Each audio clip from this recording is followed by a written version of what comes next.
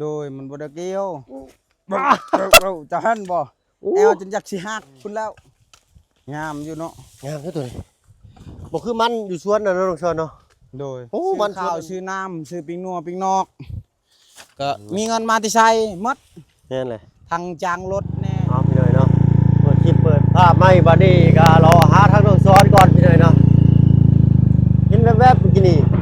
เนาะแม่นอยู่บ่รถน้องชอนเบิ่งก่อนพี่หน่อยเนาะใหม่ๆสิแม่นรถนี่เนาะไปพี่น้องไปสิอยู่สวนไผเด้นี่เนาะโต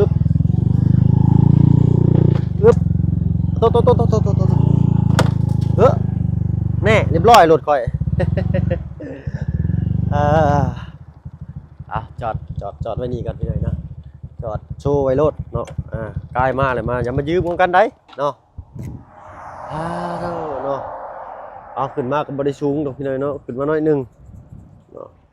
ใส่เด้ทางน้องชอนนี่อยู่ใส่เด้เนาะคือเห็นแต่รถจอดอยู่เนาะเอาพี่หน่อยเนาะครับ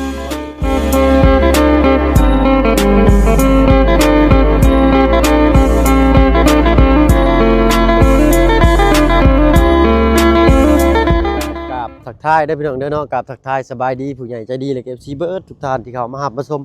ช่อง YouTube บ่เพิ่งเคยลาคือเก่าเนาะ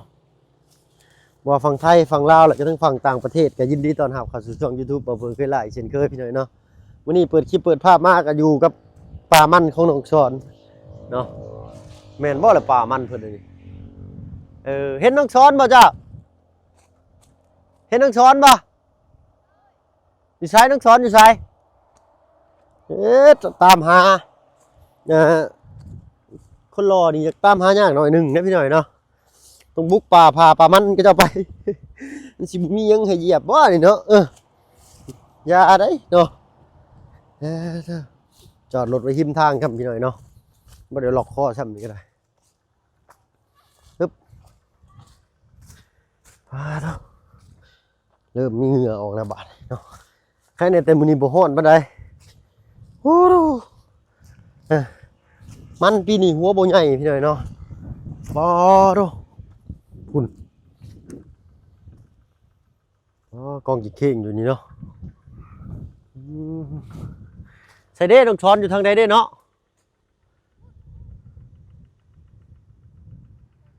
อยู่เทิงบ่ขอบใจได้เจ้าตกใจเบิดพลปวก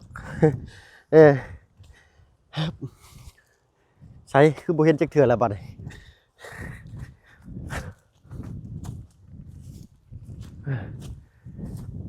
เดี๋ยวเบิ่งคือว่าใกล้พี่หน่อยเนาะย่างเราเช้าใส่บาบกับบ่ฮอดจักเถื่อ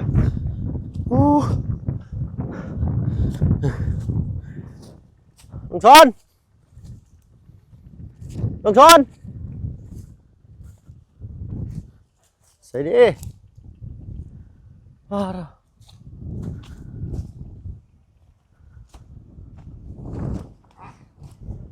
น้องชอนโอ้ยเอิ้นกับบุปากเนาะเห็นยังอ๋ออันนี้บ่มันสะออนนะน้องว้าวโธ่บ่เป็นน้อยๆตินี่เนาะกุ๊ยสบายดีเจ้าโอ้เพิ่นเมาแห้งหน่อยเนาะโดยสบายดีเจ้าติดอัตึมกันน้องพักผ่อนก่อน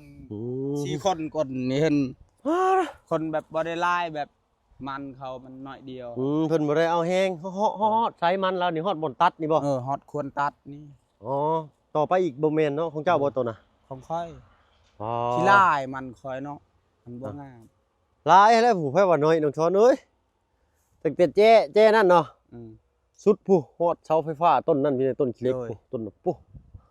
แล้วก็วนลงมาใส่หั่นแล้วก็ใส่ต้นบักบกนี้แล้วก็สัตว์ปลาบ่อนพี่งามชำมันนี่แล้วเนาะขี้ลายปีนี้ปีกายนี่งามแม่นอยู่สังเกตดูพี่หน่อยเนาะหัวมันนี่สิค่อนข้างบ่ใหญ่อยู่ได้ว่ากันเนาะคายนี่จัดสิได้บ่น้ำมันน้อยเดียวนี่เอามันขาดไปใช้น้องชอนมันขาดอยู่ลมแล้วมันหักอะไรเวลาเฮาสิกลมันเขาดึงมันแล้วมันขาดเลยแบบอันนี้ดิ้นมัน ดินมันแน่น ดินมันกินเด้ดินมันจับตลอ อ๋ ด อดินมันแน่นดินมันเหนียวว่าซั่นๆเนาะ แม่น ถ้าว่าดินมันคุยกว่านี้นี่แฮงสิกลง่ายเลยหัวมันก็สิใหญ่เนาะ แม่น ยานมัน เอ้ย ยานมันออกเด้มันก็หักก้อนแหละ อืม มันแบบมัน คือสิแซ่บจำพี่เลยเนาะ คือแบบเฮาตีกันคือแบบผัวเมียนะ เออ ผิดกันอยากชีอันนั้นเลย แต่ก็บ่ได้แหละคนเฮายังคือกัน โอ้ยจักแม่นยังเงาบานจับต้นชนปลายบ่ถูกด้วยข่อยกับพี่น้อยเนาะ ผิดกันเด้เวลาตีกันเห็น อ่ะ ผิดกันแหละก็ยังเขาเว้าเขาจ้าอีกอันนี้ก็ เออ คือกันมันต้องมีดอกบ่อนหักบ่อนบ่ได้หัก อ๋อความหมายข้างนอกเพิ่นก็คือผัวเมียก็ยังมีพิษมีฮักกันพี่น้อยเนาะ โดย มันคือกันอันนั้นก้นนี่ว่าดูถอนยาวจักหาตัวมันหักนะ ยาวละ โอ้ ยั โด งแต่ก็คนต่อไปมันก็เก็บเอาอีกมันก็ได้ บ่ได้ฮู้ได้นี่ฮะขี่รถนำมาว่าสิไปเบิ่งเจ้าอยู่สวนบัดพอดีเห็นรถจอดอยู่อ้าวแม่นแล้วว่ารถ ไป ใหม่ๆ ก่ เนี่ อย นเริ่มต่อ โอ้โดอันนี้ก็ได้พี่น้อยเนาะ มันสิม่วนนะได้มันก็น้อยเดียวนี่อายเอ้ย ตุกต้นอยู่นี่เนาะสะออนเราไปใช้สาน้องจอน พุ่นเรา โอ้โดเนาะอันนี้ยาวเฮาลีนี่ฮะเป็นเม็ดปูนเว้าได้ก็เวอร์พี่น้อยเนาะ เออเนาะ มื้ออื่นเชขึ้นมื้อนี้ก็ก้นก่อน คนบ่หลายเนาะน้องจอนเนาะ โดยแบบเอื้อยคอยหันเราเอา เรายังเอา อันนี้ ล้าน ใจดี คอยเด้ อ่ะ เราเอาล้านคอยแหละบ่มีไผสิไปเอาแห้งให้เรา อืม คอยก็อยากไปเอาให้เราอยู่แต่คอยก็ชวนมันคอยก็ซ้ำเข่าคือกัน แน่นนั่นแหละเนาะ ก็ยันแบบคันคอยเอาแห้งคอยก็บ่มีอยู่ชวนคอยบ่มีคนอีกบัดนี้ แม่นเลย อืม เอาเนาะทางนอกอาเจืองว่าสิมาบ่มีเล็กงัดเมื่อกี้นี่ โดย เจ้าบ่ได้บอกอาเจืองบ่ บ่ได้บอกแล้วแบบเอื้อยคอยแบบมันคาเวียกมัน แบบมันยังมีลูกมันยังเอาหลานคอยเด้ แบบเวลาวิทย์วิกนี่มันจะเอาหลานคอย มันน้อยเดียวนี่มันลาว โอ้นี่ก็บ่ได้น้อยได้นี่ได้อยู่ดอก3-4รถไถผู้ใดนี่ 3 4รถไทยเท่า ป นั้น ระมาณ ก็ นั้นเนาะ ก็บ่ฮอดใช้แต่แบบเจ้าหูโลละพัน อืม นี่ละให้ซื้อกลุ่มข้าวกินก็พอเอาแหงหมูแต่มันก็ โอ้ขาดเลย มีเวียกมีงานแน่เห็น แม่นเลย เบิ่งลุหลานคอยอยู่เฮือนก็ยังเขาเอาอยู่ โอ้โหนี่คนคือว่าเบิดเพลิงเลยนี่เนาะ ถ้าบ่ได้เอาก็มันก็ตายหมดละเนาะ แม่นเลย มันบ่ใช้งานละ บ่มีไผเอา บ่ อีก เจ้าไปส่งแหงตลอดไผสิเอา อ่ะ เขาแบบเขามีเวียกมีงานเข้าคือกัน คือสีม่วนช่ำได้ โอ้ยจักสิม่วนน่ะได้อ้ายโอ้ย เออ คอยจนสิออกแคว ออกแคว แต่พุ่นแต่เช้าพุ่นไปแล้วคอยมางเฮือนน่ะยะพอตูนั่น มั่งเฮือนประตูผู้เช่าก็บ่บุญบ่ โดย เออ แล้ว ใช่ มาง ใช่ ก็ไปกด เบิ่งไอ้ มันนี่ต่อ ไอ้ยืมกลลูกคือสิม่วนช่ำ เอ้า เออ กด เอ้า ถือกล้องนี่เมื่อยได้ โดย เออ โอ้ยสิเมื่อน่ะได้ถือกล่องนี่มันมีแต่สิมือบืนมือละ อะไรเฮ้ยคือบอกว่าคือบ่ได้ดังชอน บ่ได้เพราะว่ามันบ่เป็น มันเกี่ยวกับคนคอนติ โดยมันบ่ได้เกี่ยวเราจะหันบ่แอวจนอยากสิหักพุ่นแล้วเทื่อก็คนบ่เป็นก็มันบ่ได้ออกอีกมันหักแต่กกมันอีกนะ ให้ดังชอนสิได้เด้นี่ อืม โอ้ขึ้นได้พี่น้อยเนาะใช่เฮ้ยนี่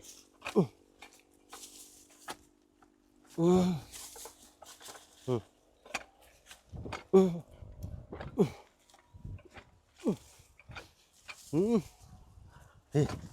ว่าไงอยู่ อืมงามอยู่เนาะ งามที่ตัวนี้บอกคือมันอยู่สวนน่ะเนาะน้องชอนเนาะ โดย โอ้มันสวนอันที่เจ้าไปเอาแหง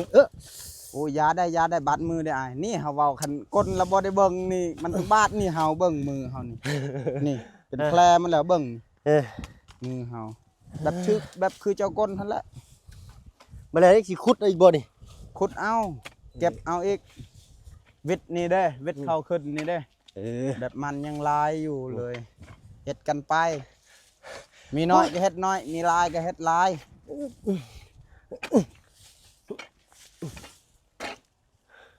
โอ้ มันต้องกลทางนี้ โดย เปลี่ยนทางก่อนฮ้อนนี้นี่ ฮอนแล้ว บ่ขึ้นได้ชอนอ๋อเด้อนี่เบิ่งแล้วกลคือจะว่า โอ้ยคือง่ายเนาะบัดเฮ็ดนั่น โอ้เชียร์แอลไปแล้วนี่เนาะ แอลหั่นแหละสิหักอันนี้แหละเฮาเว้าเฮ็ดมันต้องมันเจ็บแอลอยู่แล้ว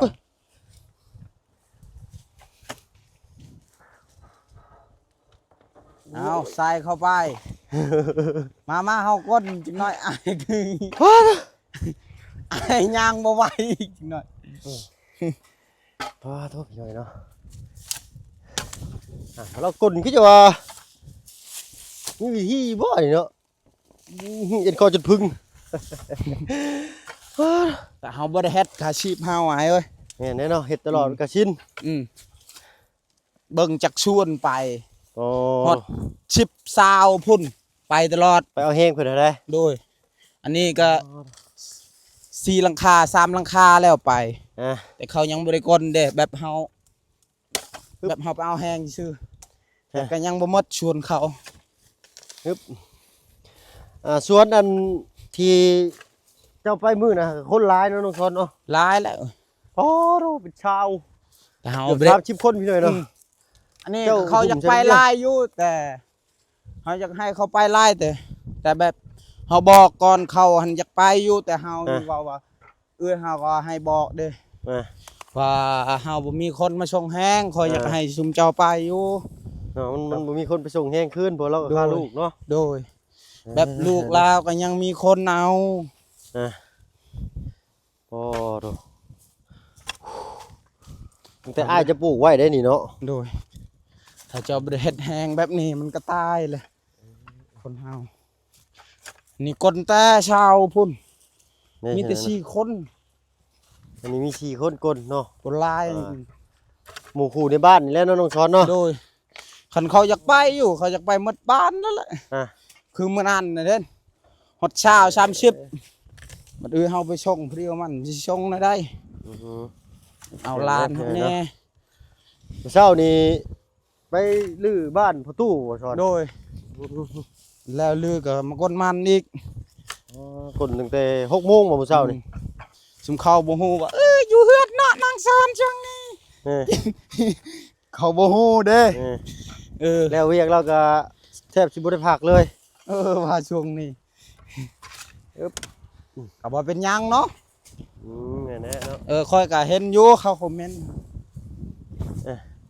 โอ้ดินมันอยากแจบเด้อพี่น้องเนาะปีนี้นะเพราะว่าฝนดีได้ฝนลงฤดูเนาะมันก็เลยเฮ็ดให้ดินเปียกดินชุ่มแล้วก็ดินแน่นกว่าเก่าเนาะ โดย แต่เก่าอันดินสิคุยกว่านี้เนี่ยหัวมันก็สิใหญ่คนก็สิง่าย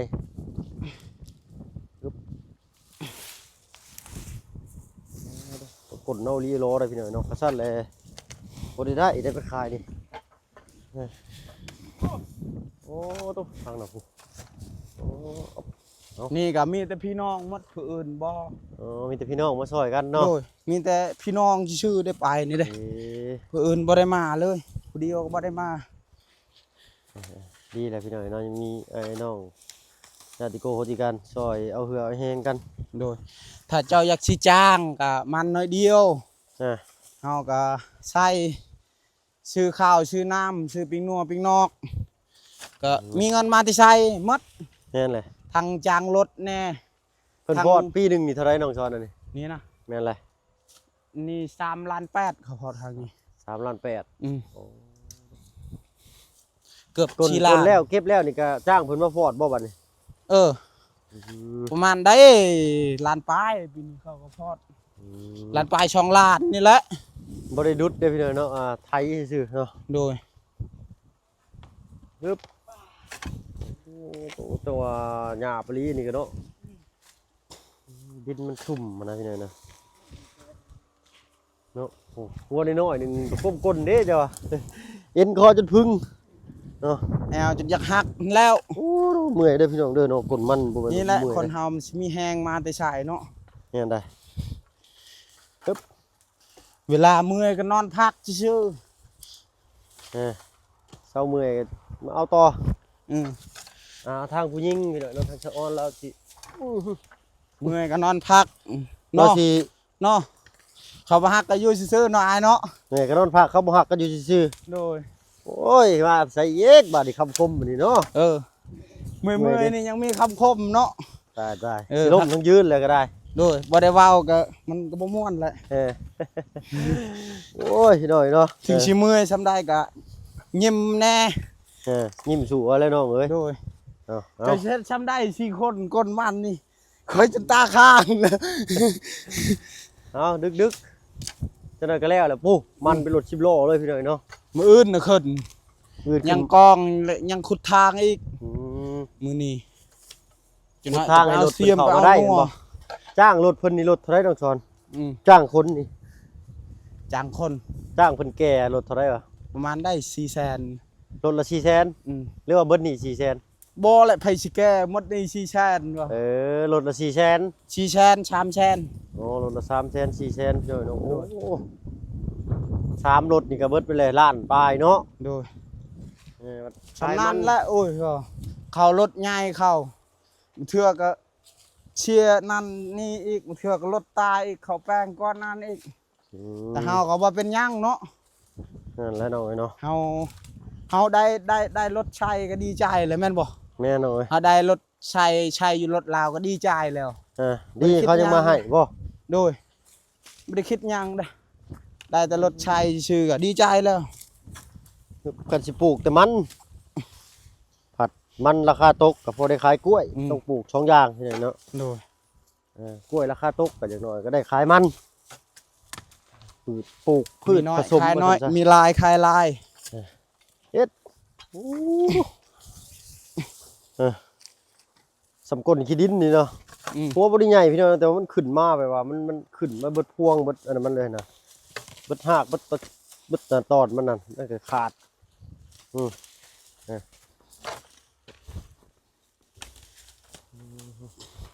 เราก็เรียกว่าคนชีลายคือมือที่เจ้าไปมือนั่นเนาะ บ่ โอ้มือ ช นั่ วน น นั่น ค่อยเขาอยากไปลายแล้วชวนค่อยนี่ เออ ตายแล้วข่อย ส่วนจอมันใหญ่อีหลีบ่มันน้อยได้พี่น้อยเนาะผู้ขึ้นเจ้นั่นอีกลงพุ่นอีกผู้ใส่ต้นไม้ต้นน่ะผู้ผู้ต้นอะไรก็ใส่ต้นนั่นอีกแล้วก็แลนลงไปตับเจ้จนฮอดผู้ อู้เขาแห่งกว่านั้นอายเอ้ยมันเขา แม่น คือ แท้ มื้อนั้นตัวเฮ็ดน่ะ อ่ะ มันที่เฮาไปกดน่ะเห็นบอก อ๋อ กว้างๆอันนี้ จนเบิดคู่ลูกหนึ่งเลย โด เนาะ ย ชวนเราอ มาชวนเฮาหน่อยเดียวนี่เขายิ้มแล้ว บ่แต่ชวนเราอันทำเลบ่ค่อยดีคือชวนเจ้ามันติดทางใหญ่เด้ โดย เนาะอนาคตภายภาคหน้านี่มันสิเป็นราคาได้พี่น้อยเนาะดินแบบนี้เนาะ เราหมดตั้งภูหนึงพุ่น อืม มาชวนเฮาเอ้ยหน่อยเดียวนึง เตรียมมันเอิ้นเสียซ้อนแล้วพี่น้อยเนาะ เชียร์ใจ จึกได้ เนาะ ชื่อ ดิ เขา น กินก็พอนะ ดินติดถนนช่ำอนาคตเอิ้นเสียเลยแหละนี่เนาะ เชียร์ชาบช่าง ก็ อิหยังก็บ่มี ภายภาคหน้า เชี นี่ ยร์ ก็สินี้เนาะ เอิ้นควายลูกน้องพุ่นเออ เอิ้นน้องเอิ้นนุ่งอยู่แล้วสิเอิ้นหยังลูกน้องเนาะเอาเอ็ดโอ้ มันแข่งเด้ บ่ขึ้นสิหัวใหญ่ปานนั้นบ่โอ้ตัวสิสั่นเนาะโอ้โห บ่ได้ใหญ่แต่มัน มัน แข่ แน่ ง น ดิ เนาะมันเหนียวเนาะ อืม นิดหน่อยเนาะเอางัดทางงัดแล้วบัดนี้เจ้า เห็นบอกเพลง จักสิงานได้ได้ ทั้งงัดได้เจ้า อืม งัดทางงัดแล้วน้องจอนเนี่ย งัดจนออกขี้ งัดติดตาดูนยังบ่อยากขึ้นเนาะ จนตาสิข้างหมด อึ๊บมาดูเนาะครับอันมันนั่นชวนนั่นน้องจอนเนาะเพราะที่เจ้าไปขึ้นเอาแห้งปีนะฮะ โดย งามลีมันเราปีน่ะหัวนั่นซ้ำหัวเข่าดิหัวมันเรา มันเราตายหมดปีนี้ เอาเป็นหยัง เราปลูกข้าวแล้วมันตายละครั้งหนึง ญาติสารอาหารกันบ่เนาะ โดยโอ้ยมันนี่นะบางเทื่อก็มันบ่อยากให้เจ้ามันก็ตายหมด อืม ถ้าวัชนาจะจักได้มันก็ให้เนาะ อืม คือข้าวคือการ นี่เฮาเบิ่งมันเฮาขี้ลายปีนี้ เออ รีบก้อยก็มี มันรีบ ต้นมันบ่ได้ใหญ่ เพิ่งบ่ได้สิตัดของเจ้าบัดนี้ โอ้ยมันเฮาตัดแต่ครั้งเดียวน้อยเดียวนั่น อืม ตัดแล้วก็หักซามันเลย บัดสิกลได้จ้ะ ก้นก็ยังเอาแหงหมูต่อ อ้าวบ่ได้ตัดก่อนบ่ซะน้อง ฮะ บ่ได้ตัดก่อนบ่ ตัดนี่บ่ได้ตัดก็ย่าเอาแหงหมูก่อนคอย ปึ๊บโอ้โอ้มันนี่จนม่วงเลยเนาะ อืม กี่คือสิแซ่บซ้ำ โอ้นี่มันเขากินแล้วนี่เอาเลยคักและปิงนี่ เนาะมันอันนี้เนาะ มันเขากินแล้วนี่นะ โอ้โต นี่แหละมันเขากิน มันที่เพิ่นเอาไปมกอะนะมันต้น โดย มีหน่อยๆนี่ โดย อันนี้มันต้นนี่จีกินยามหนาวนี่แม่นมันตัวนี้เนาะเปลือกหนาๆนี่แม่นแหละ นี่มันเขาไปกินนี่ อันนี้มันเห็ดแป้งโดยเฉพาะ โดย ปึ๊บโอ้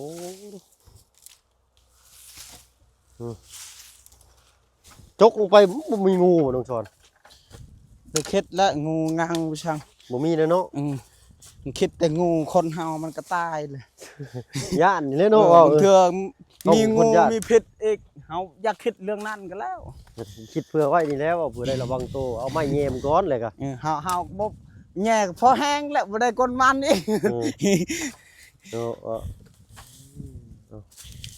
ปึ๊บ เฮาคิดแต่เรื่องงูเฮาบ่ได้ไปชายอีกบัดนอนอยู่เฮือนกับแม่งอดอีกตอน แม่ง ดา อด กแล้ว มาป่ามันน่ะยันงูนอนอยู่เฮือบ่ยันไม่งอด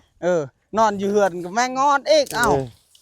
ไปใช้กับบ่ได้บาดเลย บ่ได้เลย ย่านซ้ำ ย่านคันคิดแต่เรื่องนั้น เอาแบตเบิด ขับบ าด รถ พี่น้อง ยาน เนาะ ลมอีกจังหน่อยตาย บ่ได้ไปใช้อีก บ่ได้ไปชายอีก เา อยู่แต่เฮือน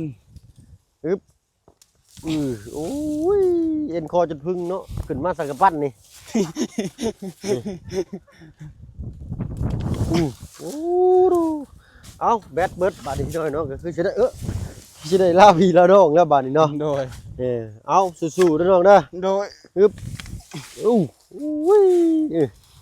เนาะต้นกล้วยแล้วก็ปลูกเพิ่มน้ำพี่น้อยเนาะพอได้มาตัด ตัดช่องซ้ำเครือพอได้คาย แม่นนะ กิน ชาว ข้างนอก ทำคลิปพอได้ขาเป็นนอกเป็นนัวเนาะโอ้โหนี่โอ้ความดินมันแน่นมันจะรูดเปลือกไปพี่น้อยเนาะรูดเปลือกมันนะ โดย เอาว่ากันไล่ใจกันห่างพี่น้อยเนาะสลักคลิปนี้ถ้าบ่เพิ่งน้องซ้อนกันสิขอตัวลำลาก่อนเนาะพ โด บ ย กัน สบายดีเด้อ โดยสบายดีน้องเนาะเอาสู้ๆ โด เนาะ ย ได้กินข้าวกินน้ำหรือบ่ ยั ยังบ่ทันได้กินซ้ำ ยังบ่ได้กิน แล้วเพิ่นบ่จังสิไปกินเลยนี่ แล้วนี่คนนี่แหละยังกอง โอ้แล้วนี่มากินข้าวเที่ยงก่อนแล้วมาสู่ใหม่ไปกินข้าวอยู่เฮือนซะอ้อนบ่เจ้าน้องซ้อน โดยจักละจ่าจุพี่ดอยกะจ่าบุกินอยู่เพื่อนนั่นแหละกินอยู่เพื่อน เอาสู้ๆน้องเด้อ โดย เนาะ ชีวิตเฮามันก็แบบนี้แหละบ่มีความสุขคือเขาดอกมีแต่ก้นมันอย่างเดียว โอ้คมบาดใจกางเกงในบาดตูดแล้วบาดนี่ เอาขอโทษขออภัยพี่หน่อยเนาะว่าจะได้บ่สุภาพก็ได้โดยน้องโอ้ยไปก่อนพี่หน่อยเนาะจอดรถทิมไว้อยู่แคมทางที่ว่าเขายืมไปขี่ลิ้นเลยบ่จักโทรแล้วกันพี่หน่อยเนาะพาไปก่อนพี่หน่อยเนาะเขามาซุ่มเบิ่งซื่อๆได้พี่หน่อยเนาะคิดว่าน้องช้อนเพิ่นบ่อยู่นี้นะน้อยเนาะโทรหาน้องเพิ่นแล้วเอ้าไผลืมมันอย่าสูบเด้อไผลืมเด้ออยู่นี่เด้อเอาพี่หน่อยเนาะไปพบพ่อกันคลิปหน้าสำหรับคลิปนี้ถ้าบ่เพิ่งขอบใจที่เขามาหับมาชมช่อง YouTube บ่เพิ่งเคยหลายเก่าพี่หน่อยเนาะอยู่ดีมีแฮงเบิดทุกคนพี่หน่อยเนาะเอาไปแล้วพี่หน่อยเนาะสบายดีจ้ะ